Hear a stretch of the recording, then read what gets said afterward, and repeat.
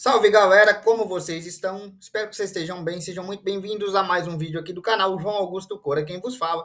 O anime de Boku no Hero Academy tem muitos personagens interessantes, eu vou estar fazendo mais vídeos sobre esse anime, mas eu queria começar sobre uma personagem que eu gosto muito, que é o Todoroki Shoto, que entre os alunos que são apresentados, é o meu personagem preferido, tanto pela sua história, que é o seu background, que a gente vai falar nesse vídeo, quanto também pelos seus poderes, que a gente também vai estar falando nesse vídeo. Ele é meu personagem preferido entre os alunos da UA, né, a Escola de Heróis, e eu resolvi começar por ele. Para entender um pouco mais dos poderes e do impacto que isso tem, né, a gente tem que falar um pouquinho da história do Todoroki Shoto, mas para falar do Todoroki Shoto, a gente tem que começar do Endeavor, o pai dele. O Endeavor é o pai do Todoroki Shoto e é o herói número 2 do mundo inteiro, atrás apenas do All Might, que é o herói número 1 e o símbolo da paz quando o anime começa. O Endeavor é o herói número 2 de My Hero Academic e ele tem uma habilidade chamada Enflame. A Enflame é a capacidade de gerar, criar e controlar as chamas. Essa é a habilidade do Endeavor. Ele tem uma habilidade chamada Enflame e ele se casou com uma mulher que tem uma habilidade chamada Congelar. Essa habilidade chamada Congelar é a habilidade de criar, manipular e gerar gelo. E aí é que está o ponto. O Endeavor se casou com uma mulher que tinha a habilidade de congelar, né? Criar e manipular o gelo. Ela tinha criocinese. E ele tinha pirocinese, né? O inflame e a pirocinese. E a mulher dele tem criocinese. Esse casamento é um casamento genético. Foi arranjado justamente porque o Endeavor queria que seus filhos, ou seu filho, gerassem uma habilidade que combinasse as duas individualidades, tanto o gelo quanto o fogo, para superar o All Might, ou seja, o seu intuito é que os seus filhos fizessem aquilo que o próprio Endeavor não foi capaz de fazer. O Enflame é muito poderoso, né? É a pirocinese, mas não é capaz de superar o All for One, que é a habilidade do All Might. E com esse casamento, ele queria fundir a criocinese e a pirocinese em uma única individualidade. E através disso, através de seus filhos, superar o All Might. Entre seus filhos, o único que realmente nasceu com a individualidade do jeito que o Endeavor planejou foi Shoto Todoroki, que nasceu com a individualidade meio frio, meio quente, que mescla as habilidades da mãe, criocinese, e as habilidades do pai, pirocinese, em uma única individualidade, assim como o próprio Endeavor queria. Só que isso foi uma completa maldição para o próprio Todoroki Shoto, que sofreu diversas torturas e treinamentos ininterruptos desde muito jovem, na mão de seu pai, que agia como um ditador, né? Além de ferir o menino, machucar o menino e tudo mais, judiar da mãe dele, porque a mãe dele tentava defender ele, explicar que ele era só uma criança e tudo mais, e o Endeavor ia lá e dava uma surra na mulher. Então, assim, ele não foi um bom pai, também não foi um bom marido, ele não foi um bom nada. Ele não foi um bom pai, não foi um bom marido, ele não foi um bom nada. O que criou um trauma para o próprio Todoroki Shoto, que passou a recusar a habilidade do pai dele. Por ter sido treinado de forma abusiva por seu próprio pai, ele renegou o lado da pirocinese, ou seja, ele herdou a pirocinese de seu pai e a criocinese da sua mãe. Mas Todoroki Shoto renegou a pirocinese, passando a lutar apenas usando seu lado congelante. E também tendo um péssimo relacionamento com seu pai, porque seu pai, além de ser um péssimo pai, também foi um péssimo marido. Ele agredia a própria mulher quando a mulher tentava defender o pequeno Todoroki Shoto dos abusos que sofria. E a própria mãe do Todoroki Shoto acabou causando um ferimento no olho dele, que é aquela marca que ele tem no olho, porque ela falava que o lado do calor dele, o lado do fogo, lembrava o pai do moleque, e que fez ela entrar em desespero e acabar ferindo o filho meio que sem querer, que é um trauma gerado também pelo próprio Endeavor. Então, o Endeavor é responsável diretamente por todos os traumas que o Todoroki Shoto carrega desde a infância. Por uma questão traumática, ele passou a usar o poder da criocinese, que herdou da sua mãe, em combate. Mas ele não usava a pirocinese, que herdou do seu pai. Isso até o evento de interclasse de alunos da própria UA. Durante o evento do interclasse, Todoroki Shoto era um dos alunos preferidos e favoritos, né, ali dos combates, mas ele acabou enfrentando o protagonista. E ele estava enfrentando dificuldades por estar usando somente o lado da criocinese da sua mãe. Então, o protagonista, vendo que ele estava enfrentando dificuldades justamente por não usar parte de seus próprios poderes, fez ele enxergar que o fogo dele era o fogo dele e não o fogo do pai dele. Porque o Deco, né, o Izuku Midoriya, que é o Deco, o protagonista, ele disse o seguinte para ele: você é dono do seu poder. O poder é seu. O poder não é do seu pai. O poder é seu. Você decide o que fazer com o seu próprio poder. Você decide. Quando Izuku Midoriya disse para ele que ele é quem decidiu o que fazer do próprio poder, aí ele passou a aceitar o fogo que herdou do pai dele como sendo o fogo dele. Não era o fogo do Endeavor, e sim o fogo do Todoroki. Ele poderia usar o poder do fogo, da manipulação de fogo, né, da pirocinese, da forma que ele quisesse. Ele poderia ser um herói muito diferente do que o pai dele foi.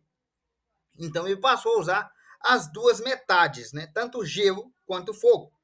E aí ele passou a aceitar melhor o seu lado de pirocinese. A relação entre Endeavor e Todoroki Shoto deu uma melhorada daqui para lá, né, de quando ele começou a usar o poder do fogo que herdou do pai dele, mas não é aquelas coisas. Eu vou aprimorar mais essa ideia, né, da melhorada, da melhoria, né, do Endeavor como pessoa, num vídeo do próprio Endeavor. Esse aqui não é o foco. Em níveis de habilidade, Todoroki Shoto é um dos alunos mais promissores de toda a UA. Sua individualidade meio frio, meio quente permite a ele controlar frio e calor, né? Fogo e gelo. Duas habilidades completamente opostas e complementares, totalmente poderosas. É claro que tem seus pontos fracos, a gente vai falar disso depois, mas ele aprendeu muito bem a controlar sua criocinese e a sua pirocinese, sendo extremamente versátil. Né? Ele usa tanto para ataque quanto para defesa, e ele é extremamente versátil nelas. Ele é muito habilidoso no uso da criocinese, criando barreiras e tudo mais, criando esquifes de gelo. E também é muito proficiente em pirocinese, podendo facilmente queimar grandes áreas ou atacar vários oponentes ao mesmo tempo. Fora que ele também se mostrou um habilidoso combatente corpo a corpo, tá? Ele não depende exclusivamente de suas habilidades, ele também pode ir para trocação com alguma facilidade, ou seja, ele é um dos alunos mais proeficientes da UA. Isso é inegável. E sua habilidade é uma das mais fortes. Mas toda habilidade tem um calcanhar de Aquiles, né? A habilidade de Todoroki Shoto é controlar a criocinese e a pirocinese ao mesmo tempo, uma habilidade híbrida que permite a ele a manipulação de dois elementos opostos, o que é muito bom, mas também atua como uma faca de dois gumes, já que, se ele forçar o corpo dele demais ao lado congelante, ele pode simplesmente chegar a uma hipotermia, o corpo dele pode passar mal, congelar, não suportar tanto frio. E se ele superaquecer demais, ele também pode superaquecer o próprio corpo, gerando uma exaustão imediata e um desmaio. O corpo pode não aguentar tanto calor, assim como também não aguenta tanto frio. O corpo dele foi desenvolvido literalmente para metade, que é justamente o nome dele, meio frio, meio quente. A habilidade dele é chamada assim, não por acaso. O corpo dele é desenvolvido para manter um exato equilíbrio entre o calor e o frio. Se ele passar a usar muito da habilidade de congelante como ele fazia, ele pode chegar à exaustão e chegar perto da hipotermia, como tá nessa cena aí, ó, que ele já tá com o rosto meio congelado e tá próximo da hipotermia. Nessa ocasião, ele tinha usado muito do poder da sua mãe e ainda não tinha, né, desbloqueado a habilidade, né, mentalmente falando, de conseguir conciliar e entender que a chama era sua, ou seja, ele ainda negava a habilidade de seu pai, forçando o seu corpo ao frio extremo. Se ele usar o frio por tempo demais, o corpo dele colapsa por hipotermia. Se ele usar o calor por tempo demais, o corpo dele também colapsa por exaustão, né, e queima excessiva, né, entra em pequena combustão ali e ele acaba desmaiando. Ou seja, o corpo dele é projetado literalmente para manter esse equilíbrio entre frio e calor. E não é só isso que pode atuar como uma faca de dois gumes, né? Tem outros fatores também, além de ser projetado para meio frio, meio quente de fato, né, tendo consequências tanto em superaquecimento quanto em alto resfriamento, ele também tem outros fatores.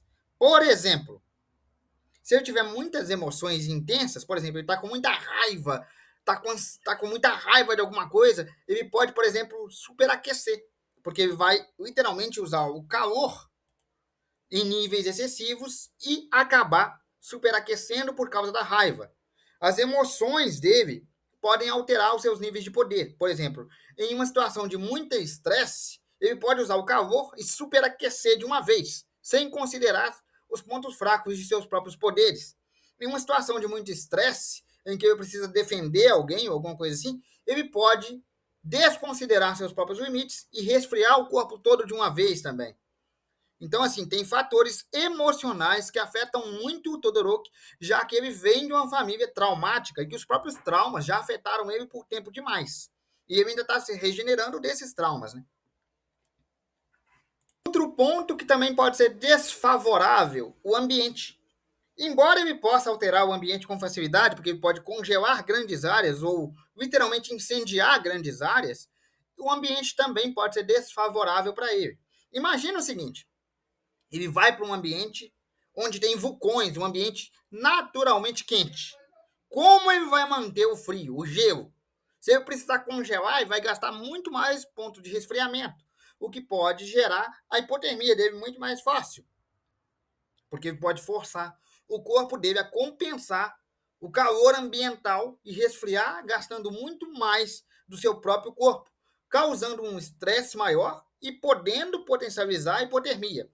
O mesmo acontece se ele for para um ambiente muito frio. Se ele for para a Antártica, por exemplo, é um ambiente muito frio, em que o ar já é gélido, o que potencializaria o efeito do gelo. Mas se ele precisasse usar o fogo, ficaria muito mais difícil aquecer o ambiente. Do ponto de vista psicológico, ele é a dualidade entre a raiva e a frieza. Ele é a capacidade de congelar, literalmente, né? Congelar emoções, sentimentos e tudo mais, ficar aquele cara mais retraído por tudo que ele passou, quanto o cara que pode explodir também em raiva constante, que é o fogo, né? Ele é literalmente a dualidade. De tudo que ele passou, ser um acúmulo, e ele ainda está superando isso. Então ele é um herói de dualidade. Por tudo que ele passou, ele não é a dualidade só nos seus poderes, ele não é só frio e quente. Ele também pode ser o cara tanto resfriado, tanto congelado do nível de frieza emocional, quanto o cara que tem uma raiva descontrolada. E vou te falar, por enquanto ele é um aluno da UA. Quando ele chegar à fase adulta, ele pode sim chegar a um nível de ser mais poderoso do que o próprio All Might. Porque se ele tiver um nível de controle mais refinado da habilidade dele, os limites para ele são muito amplos, né? Bom, galera, eu vou ficando por aqui. Espero que vocês tenham gostado. Um abraço, fiquem com Deus e até a próxima. Amanhã a gente volta com outro vídeo aqui do canal.